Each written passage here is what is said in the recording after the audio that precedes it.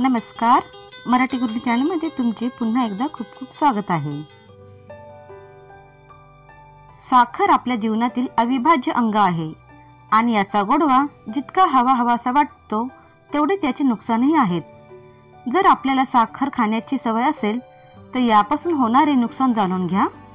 मधुमेह।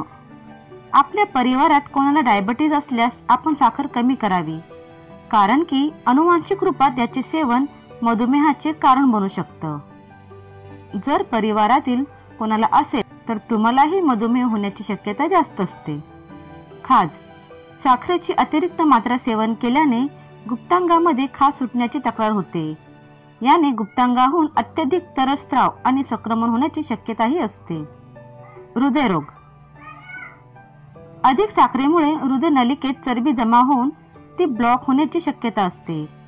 याने हार्ट अटॅकची शक्यता वाढते। इसब। त्वचेवर अधिक साखर सेवन केल्याचे वाईट परिणाम भोगावे लागतात। एका संशोधनाप्रमाणे साखरेमुळे इसब होण्याची शक्यता वाढते। कमजोर हाड। साखरेमुळे हाडं कमजोर होतात आणि ऑस्टिओपोरोसिस रोग होण्याची शक्यता असते।